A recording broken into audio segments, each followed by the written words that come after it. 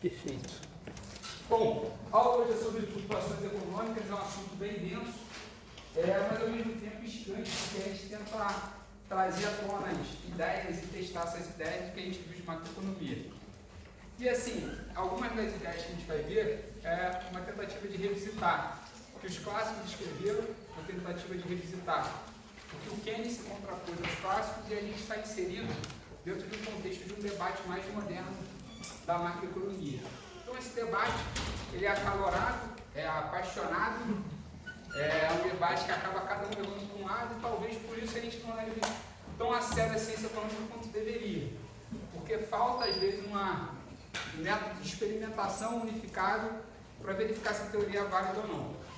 Ainda na economia, mesmo qualquer método econométrico, por aí vai, à luz dos dados que a gente está coletando, os graus de liberdade que a gente deposita no modelo e por aí vai, acaba favorecendo com que um determinado modelo possa ser validado ou mais, ele não é refutado, ele continua como válido. Então há algumas correntes ainda da teoria econômica rivalizando hoje em dia.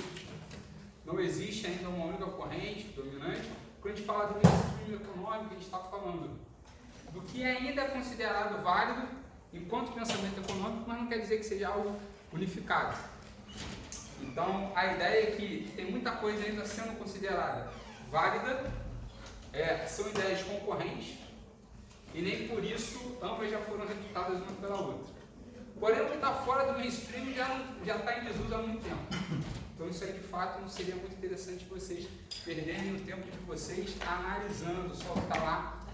Só o que está lá já é coisa pra caramba. O que está fora seria algo assim, uma tarefa mais hercúlea para vocês tentarem resgatar, mas obviamente é trabalho para cabeças pensantes.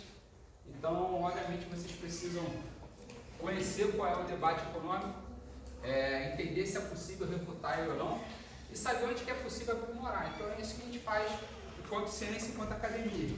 Então, uma das formas que eu trago aqui para vocês para a gente discutir esse ponto, que é as flutuações econômicas. Alguém tem ideia do que seja flutuação?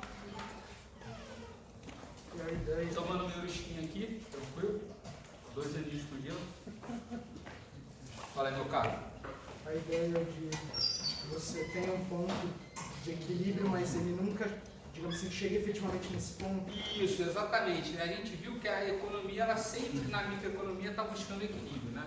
Então a gente busca esse equilíbrio para definir preço e quantidade. Então quando a gente está falando da macroeconomia, geralmente está buscando juros e emprego, ou às vezes nível de produção, nível de emprego. Então a gente está buscando saber o que está acontecendo na economia e de forma quase uníssona definir o que vai acontecer daqui em diante. Só que a economia, ela é uma dinâmica, ela não é mais uma ciência estática que analisa só o equilíbrio de um ponto para o outro. E essa dinâmica acaba ganhando relevância de um lado e relevância de outro. Passa a ser explicada pela teoria keynesiana de uma forma e passa a ser explicada pelo que a gente vai aprender aqui, que é a teoria dos ciclos reais de negócio, ou RBC, porque em inglês é Real Business Cycle. Então a gente vai falar um pouquinho sobre flutuações, pensamento keynesiano, depois de Keynes, as políticas macroeconômicas dentro do modelo de ciclo reais de negócio, o que os novos keynesianos trazem e um exercíciozinho sobre a matéria. Eu vou falar um pouco sobre flutuações de ciclos. A literatura eu tinha passado para vocês, o capítulo 12 do Freud talvez seja melhor e mais fácil, se quiserem tirar foto disso aqui, talvez a mais fácil forma de vocês pegarem esse ponto está no Freud, capítulo 12. O livro do Mank, mais uma vez, ele não vai explicar a teoria como um todo, e o Mank é um novo keynesiano. Para quem não sabe onde ele se posiciona na macroeconomia, ele se posicionaria como um criador de um modelo novo keynesiano, ou de um adepto dessa teoria. O Freud, ele faz uma análise um pouco mais epistemológica, com um caráter mais ativo, analisando essas escolas. E ao indicar no capítulo 1 do seu livro, que ela trata só sobre macroeconomia e flutuações, então ela pega, de repente, ela escreve no período pós-crise de 2008, e ela verifica, por exemplo, o que a teoria econômica pode formar ou pode dizer sobre essa crise. Tá? Então, isso foi o que a gente viu na aula passada, economia aberta, e por aí vai. E agora nós vamos ver o modelo keynesiano, ciclos reais de negócios, o novo keynesiano, consequências para a economia. Então, o que o Keynes traz de novo? Né? Ele traz de novo, a partir da comparação com o modelo clássico, que você tem um papel sobre a demanda agregada. Então, essa demanda agregada não seria neutra, ela, de fato, ela não acaba só afetando o nível de preços, ela afeta também o nível de produção, dado que, no momento que você consome mais, salários são rígidos para baixo, então existe sempre desemprego involuntário e que esse desemprego ele pode ser reduzido com o aumento da produção e a contratação de novos trabalhadores. Então essa capacidade de fazer economia, principalmente no curto prazo, favorece a atuação de uma política monetária fiscal que vise trazer de novo para o produto potencial. Obviamente a gente está falando de uma política que tem papel apenas na questão do efeito anticíclico, por exemplo, de uma crise, ou às vezes um efeito procíclico para tentar melhorar um pouco a recuperação econômica, ou às vezes uma política até cíclica para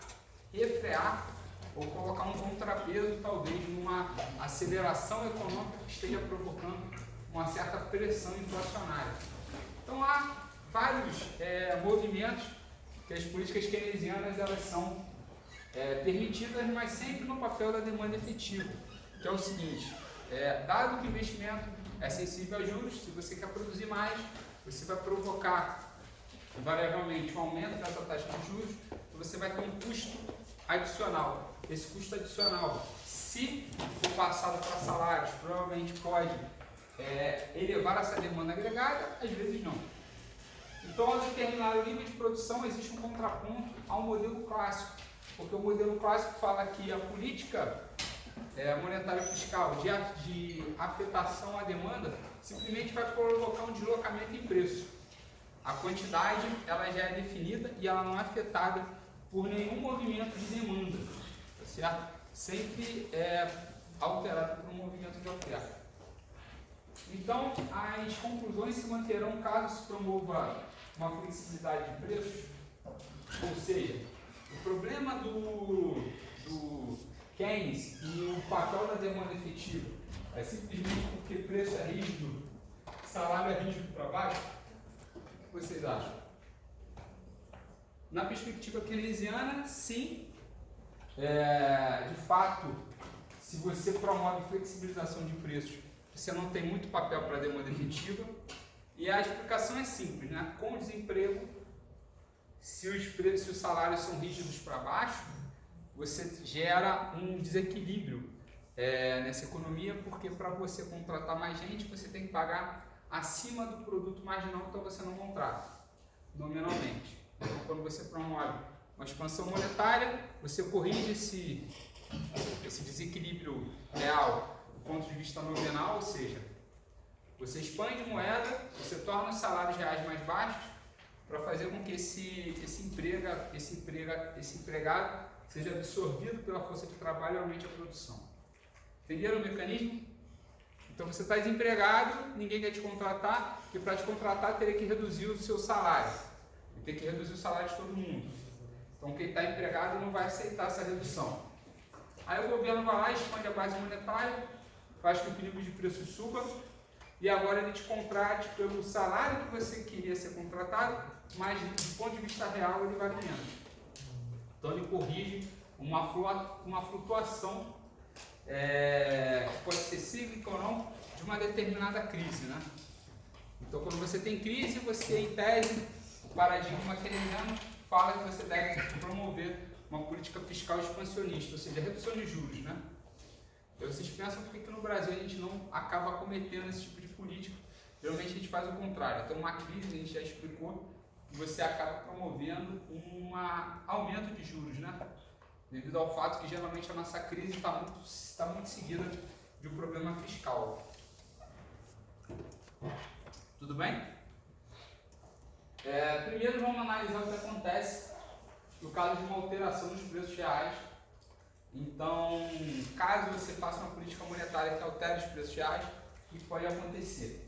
Dentro do paradigma do modelo clássico de flexibilidade de preços.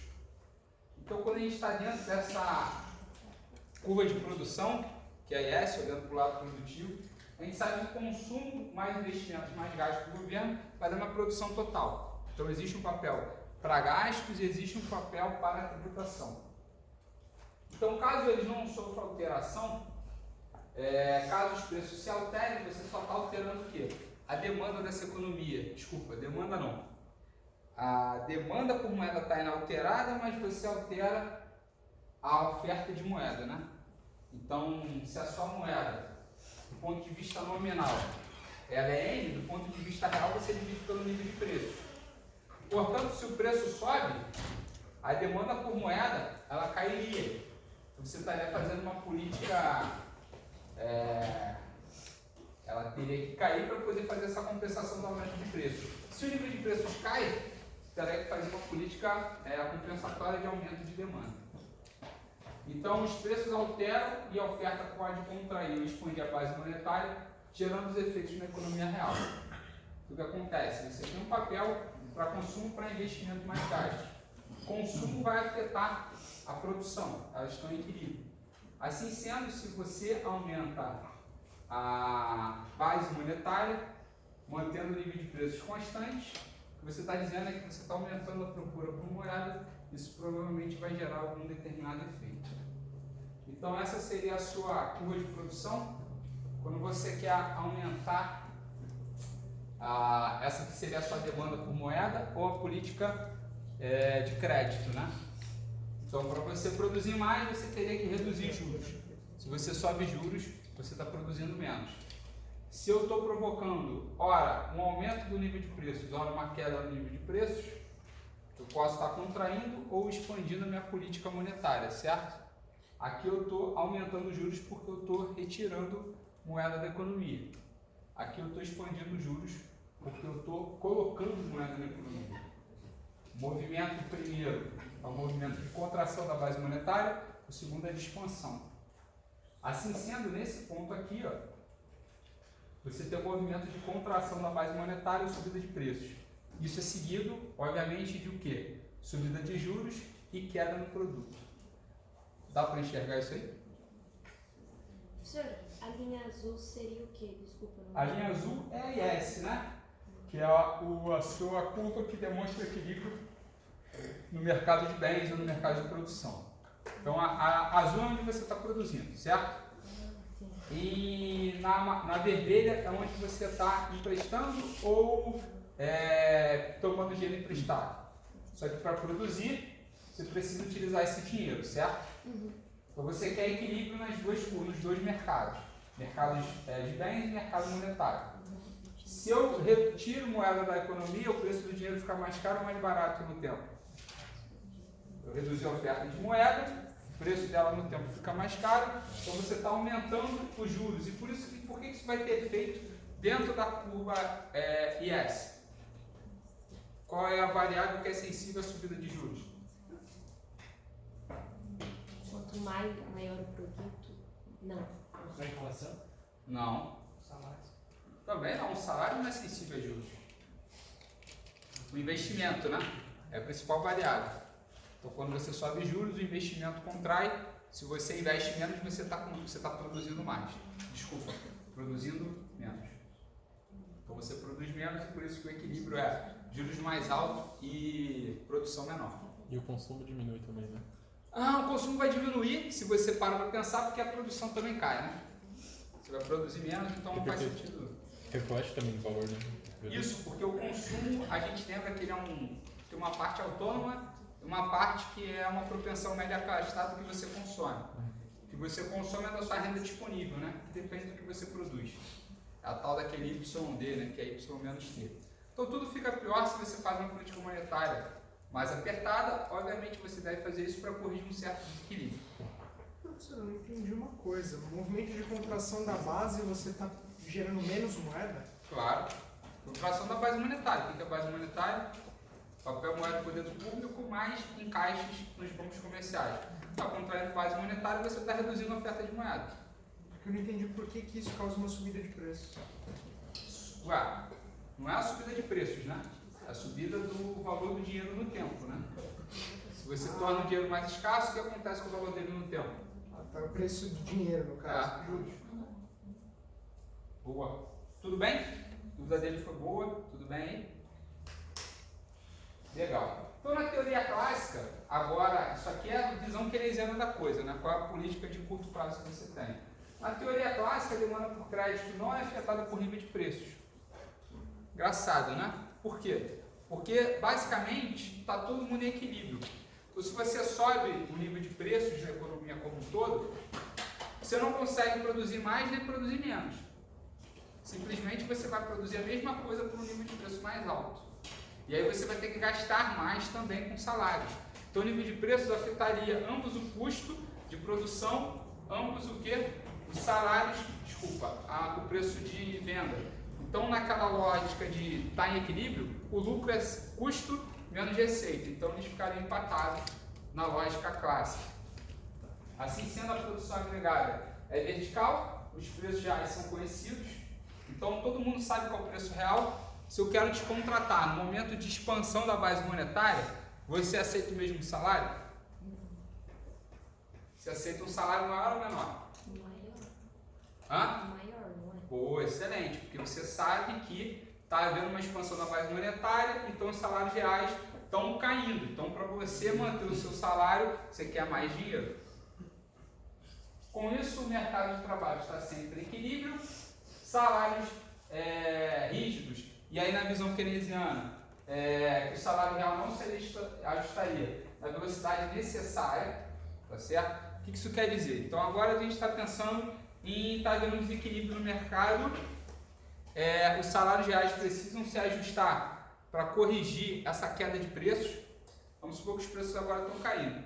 Salários precisam ser corrigidos para que ninguém fique desempregado, porque o custo está acima do que o cara consegue vender, tá certo? Pensa que você tem um pequeno negócio e aí se o preço de venda caiu, o que você tem que chegar para o seu trabalhador? Tem que negociar uma redução salarial. Por que isso poderia ser rígido ou não? Por causa do preço das coisas? Não, o preço do que você vende está caindo. Por que essa negociação salarial pode ser, segundo Keynes, não tão veloz quanto necessário para que ninguém perdesse o emprego?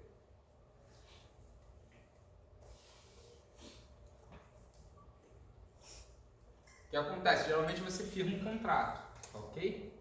Esse contrato, ele vale por um período. Então, na vivência do contrato, você não conseguiria alterar aquele salário. Você teria que fazer um novo contrato. Além disso, passa uma visão um pouco ruim para o empregador se ele consegue ficar alterando o salário o tempo todo. Porque ele pode fazer isso para o bem ou para o mal. Porém, nessa economia ele só faria de forma neutra porque todo mundo conhece o nível de preços na economia clássica. Então, assim, basicamente ele não conseguiria alterar ludibriando o trabalhador, dizendo que ele está recebendo realmente a mesma coisa. Só que para Keynes, há evidências que se caso um primeiro grupo negocie uma redução de salários, será que os outros trabalhadores também vão fazer essa negociação? Então pode haver um jogo de que alguém aceita cair salários e outro grupo não. Isso acontece na economia real o tempo todo. Quando a gente estava falando de reforma da Previdência, o que é isso? Basicamente reduzir salário futuro dos aposentados. Todo mundo negociou a mesma queda? Não, né? Então isso fica evidente que, de fato, exige uma certa complicação nessa negociação. Uma das complicações é que nem todos os grupos aceitam a queda de forma igual. Há contratos que não são indexados à inflação. Então, se o seu contrato não é indexado, não necessariamente você é obrigado a aceitar uma queda de salário quando a inflação é negativa. Percebe? Se a inflação é negativa, se está indexado, você receberia um salário menor. E a reputação da firma importa. Então, cortes de jornadas de trabalho são mais fáceis do que cortes em salários. Então, na verdade, em vez do cara te pagar um salário menor, geralmente ele te contrata por menos horas para você produzir menos. Tá certo? Uma expectativa de que a produção marginal aumente para compensar a manutenção das suas horas pagas. Fala. Isso é tudo na visão clássica. Não, olha o vermelhinho, tem. Em que salários são rígidos, né? Na visão clássica, salários são super flexíveis. Professor, ainda tem a questão do time, né? Porque esse tipo de medida não é adotado no momento em que os preços das vendas diminuem, né? Em tese sim, né? E aí ele quer entender o porquê que isso não acontece tão rápido, entendeu? Ele quer entender o seguinte, ó, no clássico está tudo em equilíbrio, não tem espaço para ver desequilíbrios ou desemprego. Aí o que a gente fala? Não, há espaço se ele dá essas três justificativas aqui, ó, que são plausíveis, né? Então o que eu estou mostrando aqui para vocês? Uma tabela para Reino Unido, tá? Na era do Keynes, entre 29 e 36. Se o Keynes está errado, o que acontece? Se o salário cai ou sobe, o que deveria acontecer com o nível de preços? Cair ou subir de forma igual. Além disso, a taxa de desemprego não pode ser afetada de forma involuntária. E mais, o salário real tem que ficar fixo, né? Beleza? Tudo tem que estar em equilíbrio, a não ser que haja alguma coisa que a gente não esteja enxergando dentro desse período, de 29 a 36. Vamos ver se a gente faz uma leitura. Ó, em 29, o nível de desemprego era 11%. Para acontecer um nível de desemprego de 17%, o salário tem que reduzir ou aumentar. O que vocês acham? Tem que reduzir, porra. Para o desemprego aumentar, o salário tem que reduzir para você não querer trabalhar. O que aconteceu? O salário nominal caiu de fato.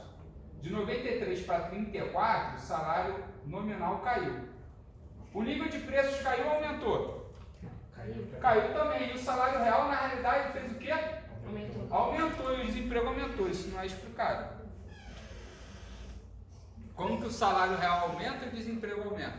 Não faz sentido segundo a teoria clássica. Porque você só aumentaria o desemprego se você não quisesse trabalhar porque o salário real ficou barato. Só que o salário real continua a mesma coisa. E o desemprego aumentou, mesmo com o salário nominal caindo.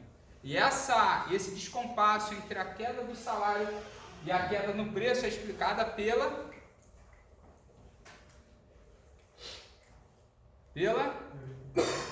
quem falou? Pela? Tá, mas por quê? Não, eu tinha pensado quando aumentou o preço, quando aumentou o valor do salário, tipo, o dinheiro comprava mais. O dinheiro está comprando mais em 34 do que em 29, certo? Sim. O salário está comprando mais, se eu não me engano, uns 10% a mais. Mas fica mais caro na taxa. Não, mas eu estou olhando pelo ponto de vista do salário, né? Então, assim, na teoria clássica, você só paga mais se a produtividade está aumentando. Professor, Tá. nesse caso, nessa época não teriam fatores externos também? Por exemplo, a baixa de investimentos causados pela crise de 29? Pode ser, mas o que eu estou querendo colocar é que, na teoria clássica, esse tipo de movimento não pode ser explicado. Por quê? Como é que você explica desemprego aumentando e salário real subindo? Não faz o menor sentido. Tá? Se o desemprego está aumentando, o salário real tem que estar caindo. E uma das explicações para esse descompasso aqui é devido ao fato que a velocidade dos salários é menor do que a velocidade dos preços livres da economia. Os salários são rígidos. Então, segundo a teoria keynesiana, devido à rigidez de salários, existe um desemprego que pode ser não voluntário. Anotem isso. E aí eu fiz essa mesma tabela para o Brasil de 2009 a 2019. Tu acha que deu trabalho fazer essa tabelinha aí? Não? Quem que falou não? Já sabe que se tu ficar aí pro final, vai ter que replicar umas tabelinhas aí para mim. Então é o seguinte, vamos ver o que está acontecendo, né? Aqui eu botei variação do PIB, estou botando desemprego, inflação e salário, certo? Então aqui é o salário, inflação, desemprego e PIB. Se o salário está crescendo, faz sentido o desemprego aumentar? Não, se o salário está crescendo, o desemprego tem que cair. Então o que está acontecendo aqui? Ó? Salário 0 a 407 caiu para 226. O que aconteceu com o desemprego? Aumentou. Só que ao mesmo tempo, o que aconteceu com a inflação? Aumentou também, aumentou vertiginosamente. Então isso não explica. tá? Como é que o salário caiu, a inflação aumentou, ou seja, o salário real ficou ainda mais barato e o desemprego aumenta. É lógica inversa, mas da mesma forma. O salário caiu, a inflação subiu, o salário real caiu mais ainda. E o desemprego, em tese, deveria fazer o quê? Deveria cair, tá só... Não, nesse caso aqui o desemprego está fazendo sentido. O salário está caindo, a inflação está aumentando, só que tem um problema daqui para cá, né? Por exemplo, a inflação estava acelerada em 2015, e quando você vai para 2017, por exemplo, a inflação reduz, o salário real passa a se recuperar um pouquinho de 2017 para 2018, o desemprego cai. É por enquanto que está fazendo um certo sentido, né? Em 2019, 2018, o salário aumenta, né? E o desemprego cai, faz sentido. Aqui 2019 está dentro da curva. Qual o ano que não está dentro da curva? Vamos ver aqui. 2007, 12 para 13, vamos ver aqui. 2012 para 13, salário sobe, desemprego sobe. Está fazendo sentido. Não, calma aí, salário sobe, desemprego sobe, não faz sentido. Então, 2013, quem estava acompanhando enxergaria uma certa contradição nesses dados, porque você não tem como o salário subir e desemprego subir ao mesmo tempo. Tem algo de errado nessa análise. 2014 para 2015, o que está acontecendo? Salário está subindo e desemprego continua a subir. Tem algo errado, tá certo? Algo errado. E onde que surge essa contradição? Numa ligeira queda no salário com um aumento expressivo do desemprego. O salário cai pouco, mas o desemprego cai muito. Então já evidenciando que havia uma contradição na anterior. Porque o desemprego só é explicado por uma queda salarial. Tá? Então não existe a possibilidade de desemprego aumentar com o salário subindo. Keynes explicou isso pela teoria dele do salário rígido? Isso. Tá certo? A questão de salários serem rígidos ajuda a explicar uma certa contradição. Essa contradição está surgindo aonde, né? Aqui, né? Principalmente. 12, 13, 14 está surgindo uma contradição. Até 2015, né? Tem uma contradição na economia que passa a ser corrigida, mas corrigida de uma forma muito rápida entre 15, 16, 18 e 19. E aí, de 18 para 19, você tem uma recuperação de salários. Você viu que o salário não chega nem perto do nível anterior e o desemprego continua muito elevado, né? Então, em tese, você deveria ter uma correção nesse número de desempregados aqui, o desemprego ter ficado um pouco menor. Vamos supor que deu 300 mil de salários, aqui o desemprego deveria ficar um pouco menor. Para além disso, você tem um desemprego, uma queda volumosa no nível de produção, né? Se olhar o PIB real ali, está vendo uma contradição exatamente naqueles anos que estão em desequilíbrio, né? 14, 15 e 16. São anos que estão evidenciando um certo comportamento inesperado da economia. O salário sobe, a produção cai. Salário sobe, desemprego aumenta e a produção está caindo. Então está evidenciando uma contradição. Quem estaria atento nesse período, obviamente esses dados não são divulgados dentro do ano, né? Você precisa de alguma forma de estimar esses dados, tá? E geralmente o IBGE ele vai corrigir 18 e 19. Então existe uma contradição, existe sempre uma questão meio que backward looking, ou seja, você está olhando para trás para fazer sua previsão. Mas em tese, se você está em 14, você está esperando alguma coisa ruim na economia.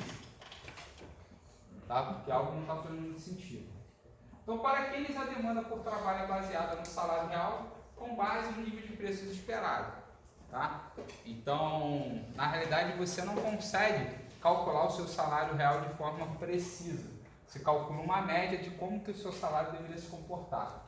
Então, eu chego para aquele infeliz ali, ó, pergunto, eu sabia, lembra aquela posição que eu te perguntei? Já sabe quanto está pagando? Não achei que estava. Pô, o moleque é foda, meu irmão.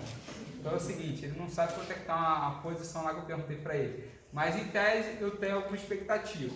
Para o modelo clássico eu saberia de forma precisa qual seria o salário daquela posição. Para Keynes você faz com base numa expectativa. Tá certo? Então eu calculo o meu salário, o meu deflator com base no meu salário e algo que está já acontecendo com o nível de preços.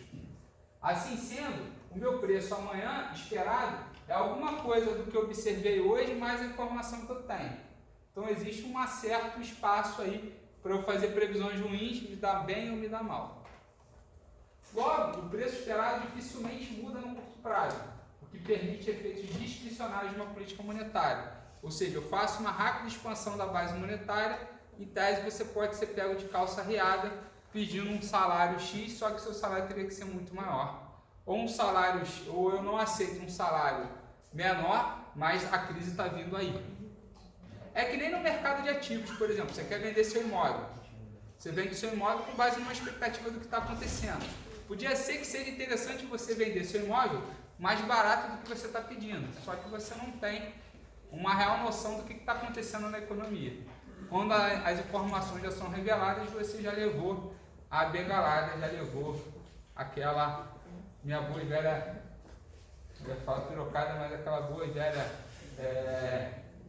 picada por trás, sem saber de onde veio, né? Só sentiu aquela unha no calcanhar te incomodando. Aí já era tarde.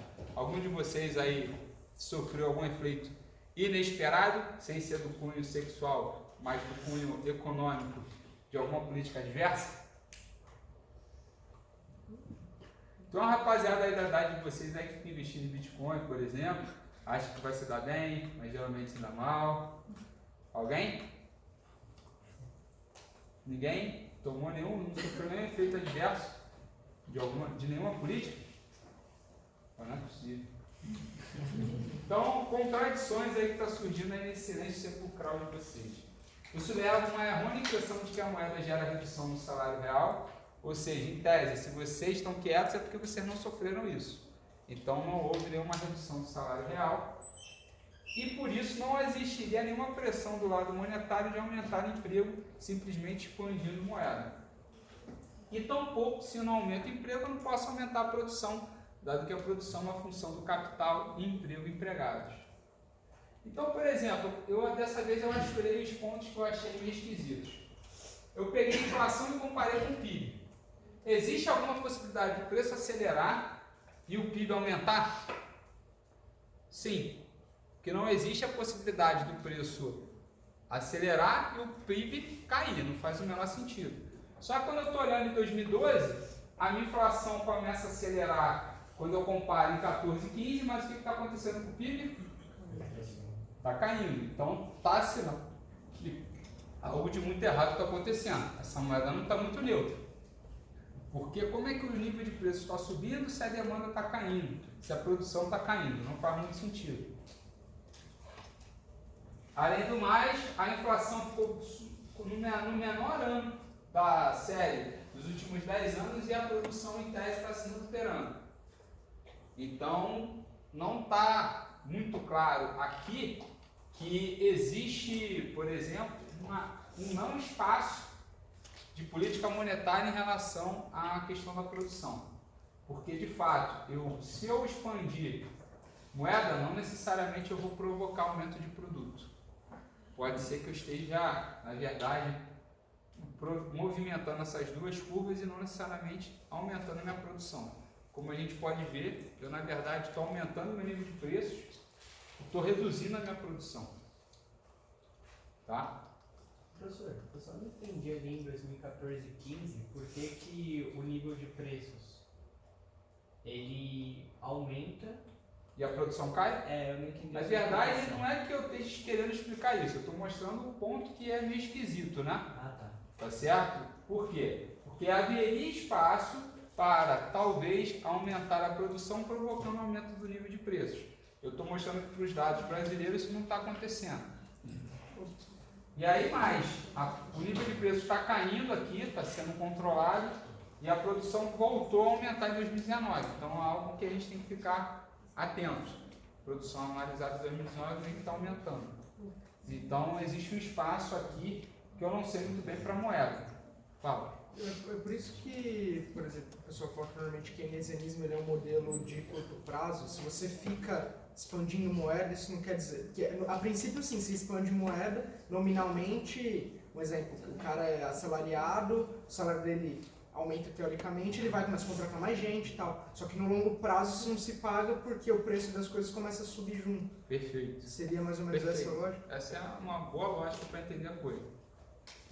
Professor, é muito incomum esse efeito de estagflação que a gente viveu aqui, que o preço sobe e cresce, é muito incomum isso acontecer? É um pouco incomum, principalmente porque não faz muito sentido, você não vai ter pressão do lado da demanda para aumento de preços, né? Então é alguma coisa do ponto de vista de uma política monetária não muito calibrada. Um programa de política monetária, isso aí. Fala.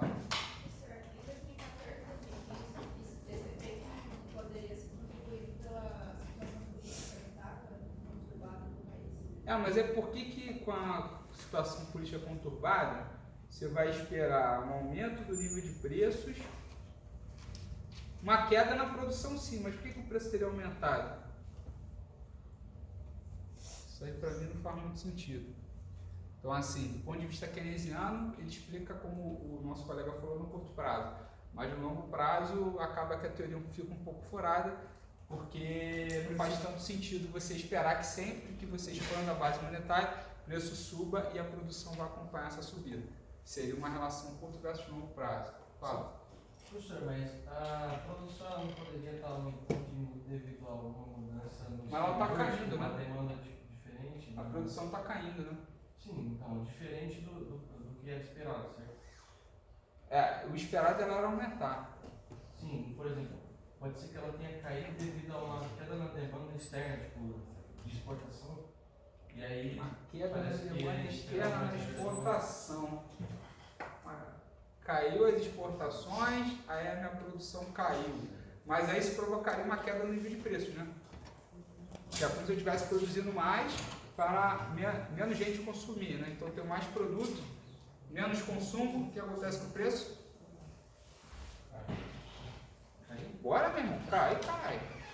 Vamos supor, o que está acontecendo com a carne hoje? O inverso. Está ficando mais caro, porque você está exportando mais. O inverso do valor, né? Ah? O inverso do valor, tem esse produto aqui, está exportando muito, então... E aí o preço está subindo, é o natural. Então se você cai as exportações, você espera uma queda no nível de preço. Tá? Isso aqui é para também a mesma contradição acontecendo nos anos 70, 80 da economia, né? Olhando aqui, ó, o crescimento do PIB, do PNB, em relação ao deflator, né? Ou à inflação. Então o que está acontecendo? Você está tendo um aumento da inflação, mas ao mesmo tempo o crescimento está caindo. Então está indicando uma contradição desse movimento, né? De você sempre poder expandir produção caso a inflação suba, né? Então isso que a gente está vivendo agora foi vivido já na economia na década de 70. E com sinais às vezes bem parecidos, né? Para o mesmo período. Então fica meio esquisito a gente esquecer do que já foi vivido internacionalmente nessas experiências. Esse é Hã? nível mundial. Na verdade acho que isso aqui é Estados Unidos. Então, uma explicação aqui, eu vou trazer aqui uma explicação do Freud para o que está acontecendo. Então, a explicação keynesiana para o aumento do nível de preços e queda no produto entre o período de 73 e 75 e novamente 79 e 80, recai diretamente e indiretamente sobre choques da oferta. Então, um choque na oferta pode, em um caso de um aumento massivo no nível de preço do óleo, que isso vai chocar. A chave, a ideia central deste choque é simplesmente porque houve um aumento do nível de preço do óleo, do petróleo. Então, o que aconteceu? O preço do petróleo subiu, o preço do petróleo subindo provocou uma queda no produto, porque você aumentou os custos de produção. Então, os preços sobem reagindo ao aumento de preços do insumo básico, e aí você produz menos porque você tem um custo mais alto. Então, seria a explicação keynesiana para essa contradição que a gente está evidenciando. Só que o nosso amigo ali atrás tentou trazer a mesma explicação a explicação diferente para o mesmo fenômeno. Que, na verdade, a gente reduziu as nossas exportações, no mercado externo, mas a gente não reduziu as exportações, né? No caso, o preço das nossas exportações caiu, que é minério, petróleo, etc. Poderia ser basicamente um fenômeno para o mesmo fenômeno para o mesmo preço. Então a sua explicação está na origem keynesiana, tudo bem? Então está aqui uma possível explicação. E aí eu peguei o preço do petróleo e fiz esse gráfico. O gráfico é bonito, né? Estou pegando o preço do petróleo Brent dia a dia. O que está acontecendo? De 87 até 98, nada, o preço do petróleo é bem barato. De 2002 até 2006 você tem uma subida abrupta do preço do petróleo. Daqui até 2013, meio que uma queda, né? Desse ponto inicial até aqui, uma queda do preço do petróleo. Então pode ser que a gente esteja sofrendo o fenômeno na ponta vendida dessa mesma equação keynesiana, né? Então, se a gente é produtor de petróleo, a gente pode estar sofrendo uma posição de ponta vendida porque o que a gente está vendendo teve um choque adverso de preços.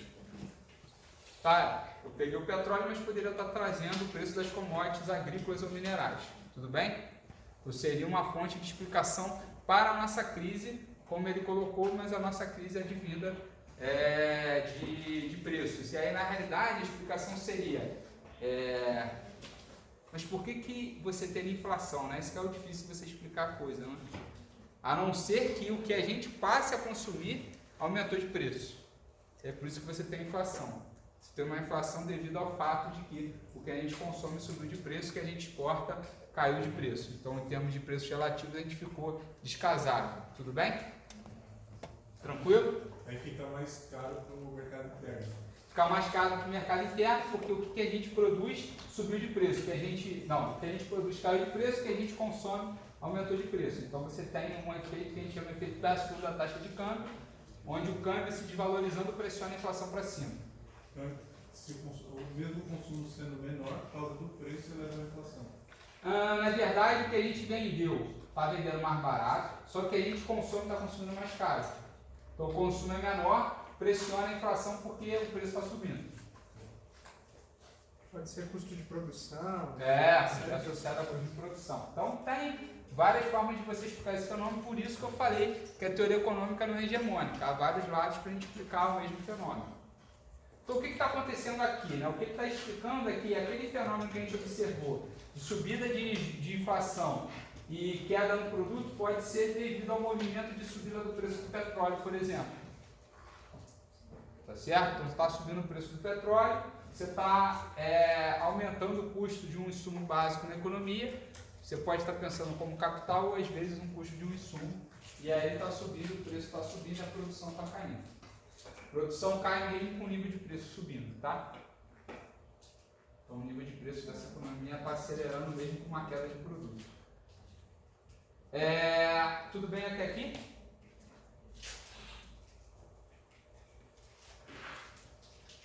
Beleza. Bom, Keynes versus clássicos. Né? Para os clássicos, a economia está sempre em equilíbrio, então a moeda seria neutra. MV igual a PY diz que a moeda vezes a sua velocidade é igual a preço vezes produção. Portanto, está tudo em equilíbrio. Se eu aumentar a minha moeda, a única coisa que eu posso fazer é aumentar nível de preços. Tá? Não tem por que a moeda não ser neutra nessa economia. Qualquer mudança no setor não pode provocar uma mudança agregada, e uma mudança agregada será ajustada pelos juros ou pelo nível de preços dessa economia. Assim sendo, em Keynes, a mudança nas variáveis de demanda provoca uma alteração não esperada nos juros e no investimento. Então, na realidade, quando você não espera uma determinada mudança, você não antecipa, pode ser que esses preços provoquem uma queda nos juros e você invista mais, por isso que você teria um papel para a demanda efetiva. Já para os clássicos isso não poderia acontecer. A oferta é vertical devido à sua hipótese de que apenas salários reais podem afetar a produção. E como os salários não são previsíveis perfeitamente, isso aí já em Keynes, o aumento do salário elevaria a utilização da mão de obra. Então você tem esse descaso na demanda e esse descaso na oferta. Na demanda, não existe nenhum tipo de mudança agregada que pode afetar juros. Já para Keynes, efeitos não antecipados podem provocar uma queda nos juros e um aumento no investimento. Para os clássicos, a oferta é vertical, então qualquer provocação de aumento de salário só poderia ser feito via aumento de produção. Já para Keynes, como os salários não são previsíveis perfeitamente, um aumento no salário eleva a utilização da mão de obra, mesmo esse salário não sendo aumentado de maneira real, apenas nominal. Tá certo? Então, balançando as verdinhas lá, vem trabalhar para mim, mas na verdade eu não estou aumentando seu salário, só apenas nominalmente. Professor, O que torna, o que está perguntando? Espera só um minutinho. O que torna a oferta com inclinação positiva e não mais vertical, tá certo? Porque você emprega mais com um salário nominal maior, não necessariamente o salário real mais alto. Falaram. Então, segundo Keynes, não tem nenhuma previsibilidade de como que a alteração na produção vai afetar a moeda, né? Não é que não tem nenhuma previsibilidade, eles não são previsíveis perfeitamente. Então há espaço, caso você faça uma política expansionista, do ponto de vista monetário, para que, mesmo sem salário real aumentar, você contratar mais gente. Tá? Mas é aquela discussão entre curto versus longo prazo. Tá bom? Eles não estavam muito preocupados com curto prazo, não. Desculpa, com longo prazo, não. Eles estavam preocupados sempre no curto prazo. Isso se traduz pelo que a gente vai ler aqui na nota de rodapé, que é o seguinte: no longo prazo, você geralmente é guiado de uma forma errônea por um certo pensamento. No longo prazo, mais uma vez, todos estaremos mortos, que é o apreço do Keynes ao longo prazo. Os economistas geralmente se debruçam de uma forma muito fácil, muito inútil, a uma tarefa às vezes tempestiva, que eles podem dizer apenas o que está acontecendo durante uma tempestade, só depois que ela já passou do oceano.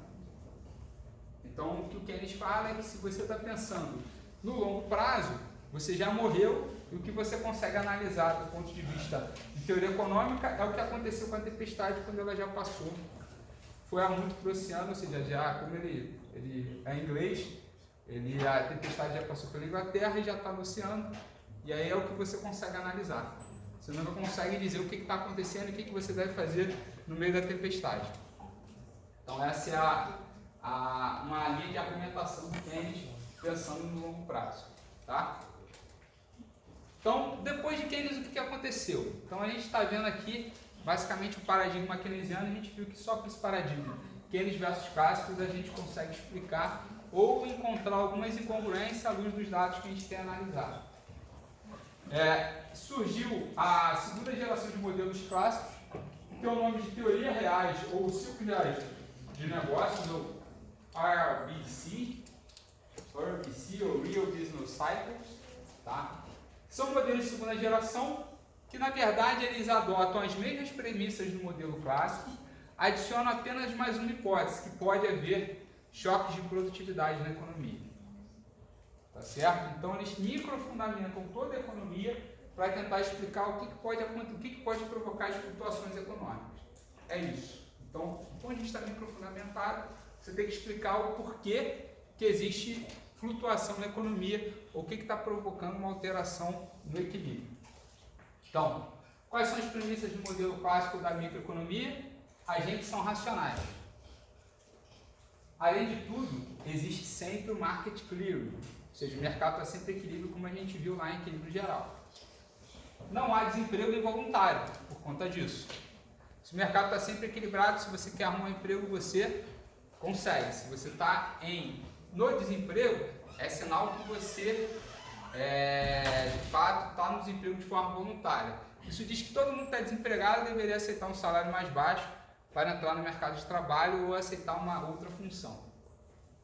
Tá? Todo mundo que está desempregado voluntariamente. Parece estranho? Você falou voluntariamente? Voluntário. Você está desempregado, você está desempregado de forma voluntária. Todo mundo poderia estar fazendo alguma coisa. E aí essa é uma teoria que às vezes testa, por exemplo, essa questão da uberização da economia. Porque de fato, com a uberização, basicamente você tem possibilitado as pessoas que estavam no desemprego involuntário entrar de forma voluntária com uma atividade de trabalho com custo mais baixo, né? obviamente recebendo menos, mas quem está desempregado procurando emprego poderia, em tese, estar fazendo Uber e ficando o quê? Fora do desemprego. Tudo bem? Não entenderam? Quem está no Uber está desempregado ou não? Não, está trabalhando. Então, em tese, quem está no Uber está empregado. Então, é meio que ele tenta explicar isso. Espera aí que tem ordem na bagunça. Fala aí. Mas isso também, no próprio longo prazo, não prejudicaria a produção, porque a pessoa ganhando menos, ela consumiria menos, ela só consumiria bens. Mas note que se ela não está produzindo, ela não está consumindo nada. Então, se ela está desempregada, ela não está produzindo nada também. Então, na verdade, a uberização aumenta a produção. Se ela está produzindo alguma coisa e está consumindo mais. Fala. Essa teoria já foi provada em algum lugar? Calma, garoto, a gente vai chegar lá. Tem vários artigos sobre ela, tem vários artigos contra. Vamos chegar ao debate, eu quero que vocês entendam. Então, agentes são racionais, não há mercado está sempre em equilíbrio. Uma da decorrência do mercado está sempre em equilíbrio e os agentes ser racionais é que todo desemprego vem de forma voluntária. Você não está desempregado porque quer. É o long run, né? Ele pega que no longo prazo isso aí vai se estabilizar.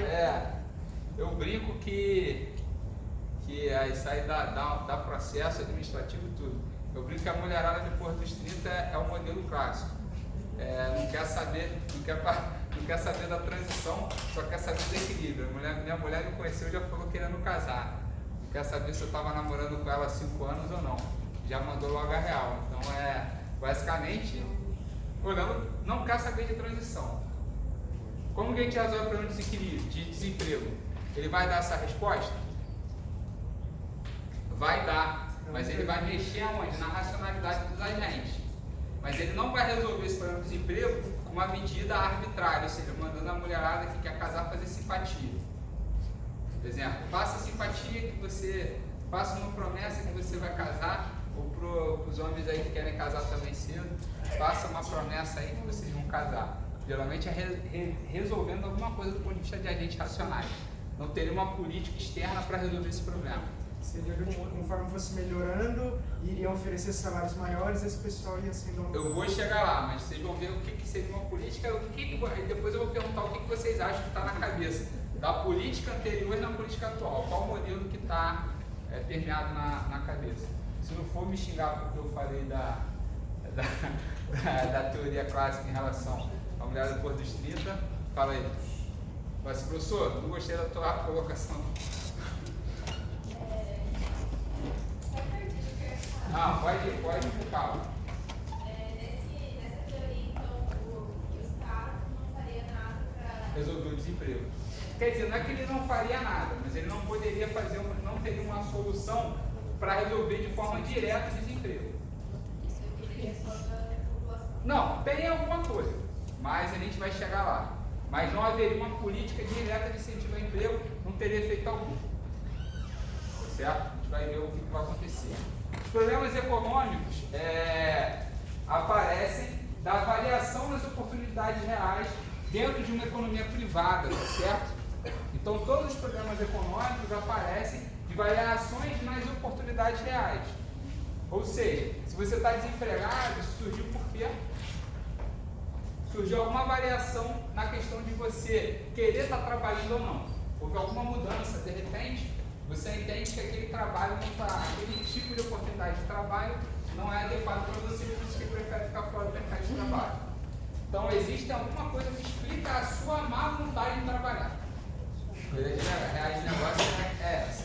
Você tem má vontade de trabalhar. Se você quiser fazer uma leitura mais rígida da teoria. Você quer fazer uma leitura mais tranquila, seu desemprego é voluntário, então você é aquela história, né? Eu ia falar assim, ó, ninguém está solteiro. Você está solteiro porque quer, e aí ninguém está desempregado, você está desempregado porque quer, você não vê nenhum tipo de vantagem estar associada àquele tipo de emprego. Basicamente seria isso. E é bom que está sendo filmado. Note que não há desequilíbrio no mercado de trabalho. A teoria reais de negócios afirma que existe uma possibilidade de mudanças nas preferências, choques de tecnologia, que pode afetar agora o curto prazo do lado da oferta, e daqui a pouco eu vou explicar, mas o que poderia afetar o curto prazo do lado da oferta? Geralmente choques de tecnologia. O que são choques de tecnologia? Choques de aumento ou redução da produtividade. Se a sua produtividade aumentou, você quer trabalhar mais ou menos? Fala aí. Por quê?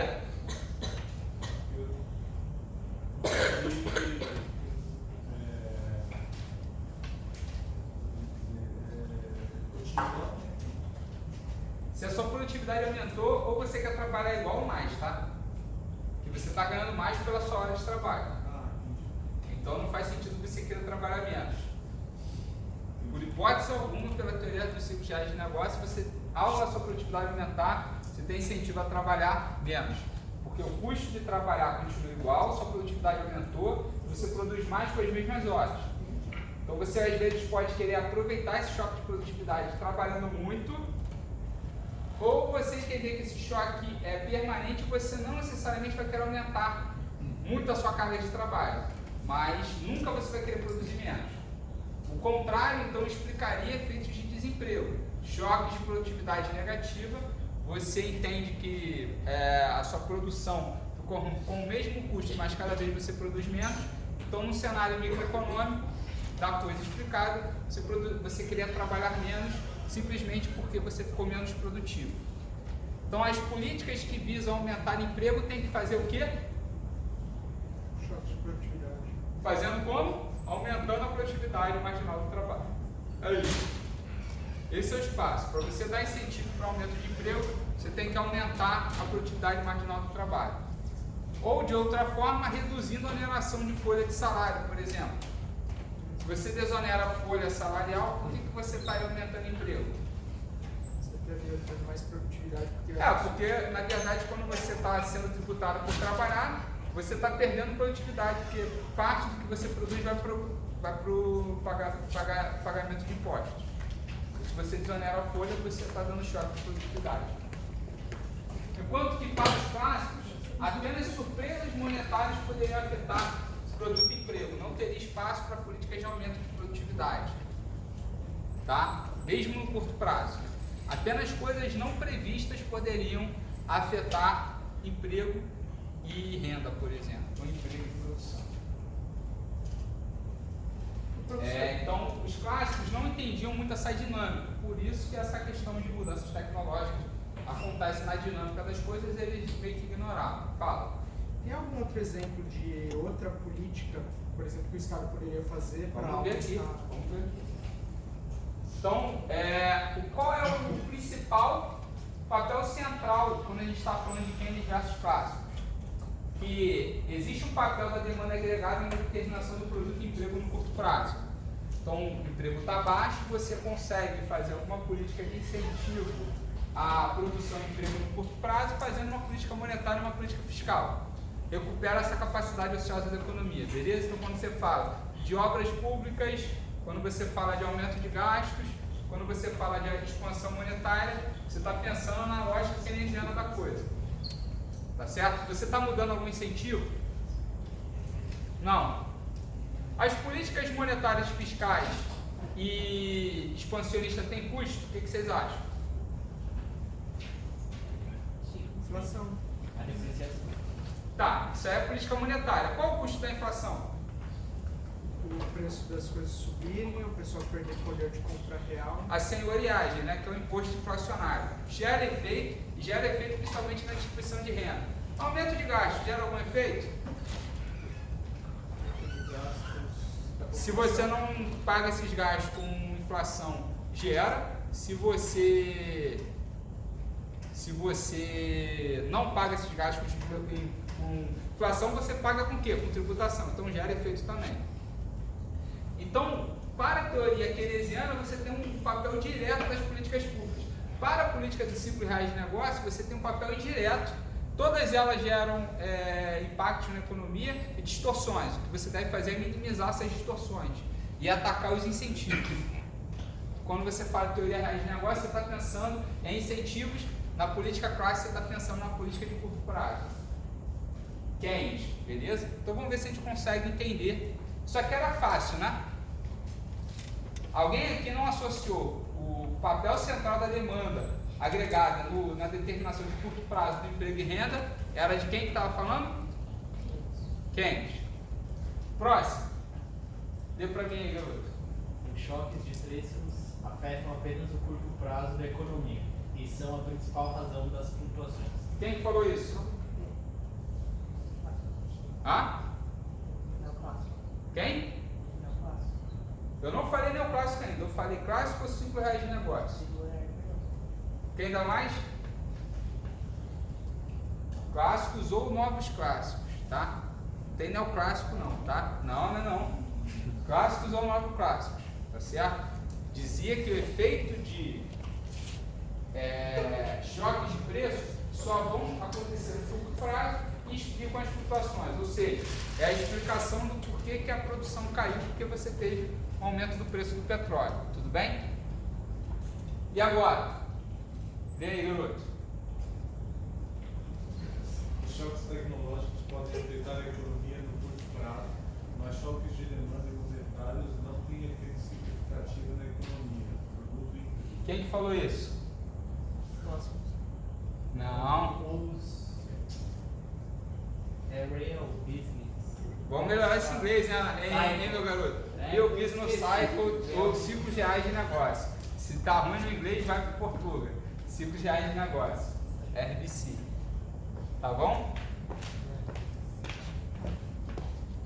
Pode falar aí o que você está incomodado. Ah, no segundo era clássicos ou novos clássicos? Isso. Tá bom? Tudo bem? Cara, novos clássicos e o Real Business Cycle não é a mesma coisa? Não. Para os clássicos, você não tem o efeito de mudanças tecnológicas. Você pensa mais na flutuação do nível de preços e flutuações inesperadas. O Real Business Cycle é clássico com choques de mudança tecnológica. O que é um novo clássico? Eu me perdi aqui. Eu pensei no clássico e no Real Business Cycle. Não tem. No clássico é só pensando que você pode ter desajustes, mas esses desajustes são provocados por choques de preço. Não antecipados, mas serão corrigidos. Aqui no Real Business Cycle é você pensar nisso e mais, você não pensar apenas em choques de preço, mas você pensar fundamentalmente em mudanças tecnológicas. Tem uma diferençazinha. Então, explicando o que é um modelo de Real Business Cycle, porque o clássico, o novo clássico, a gente já entende que são mudanças estruturais, a oferta é sempre vertical, então você teria sempre o efeito de curto prazo no preço. No Real Business Cycle, você está pensando que você tem agentes maximizadores, como na microeconomia, um grupo de indivíduos idênticos que maximiza sua decisão. Então aqui a gente vai mostrar para vocês que utilidade, consumo, produto, produtividade, poupança, capital, depreciação, tudo isso dentro de um mix de um modelo vai gerar o quê?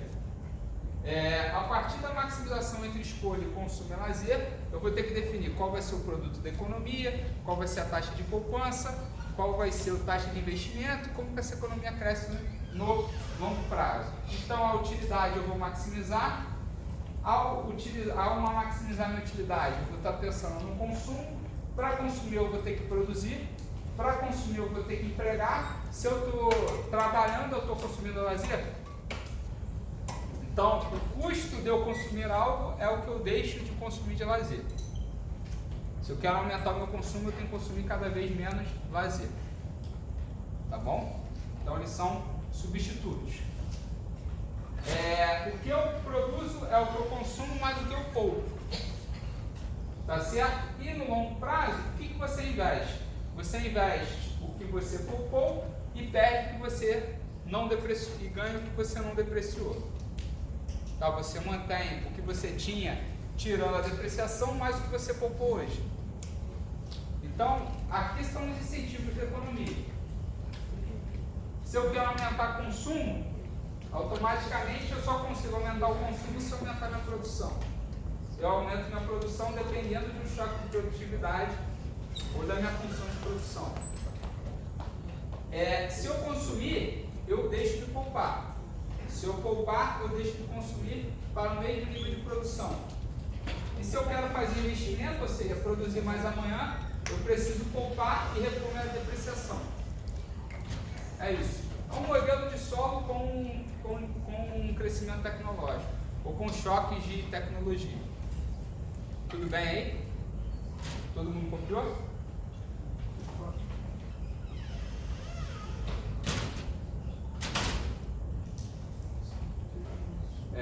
Então, se você quer, por exemplo, vamos supor, quero pensar com vocês, o que acontece se houver um choque de produtividade? Eu já antecipei, né? Eu vou querer trabalhar mais. Se eu quiser trabalhar mais, o que acontece? Choque positivo de produtividade. O que vocês acham que vai acontecer? Reduz o lazer. Você vai consumir mais? Consumo mais, e se eu consumo mais, é só isso, eu consumo mais? Ó, eu estou produzindo mais, certo?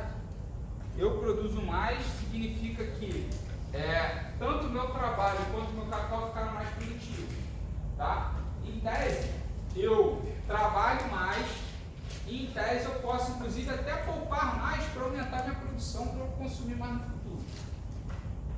Tá? Então não necessariamente você vai consumir mais necessariamente. A ideia é que tanto o capital quanto o trabalho ficaram mais produtivos. Então você pode trabalhar e poupar mais para aproveitar esse aumento de produtividade, por exemplo. Então você fala que de repente o que está acontecendo na economia tudo que a gente está vendo de ruim na economia é porque você teve uma queda de produtividade. Professor, calma aí. Deixa eu só avançar aqui diante do espaço. O que aconteceu nessa economia? Na curva azul para azul de linha. Eu caí ou aumentei minha produtividade?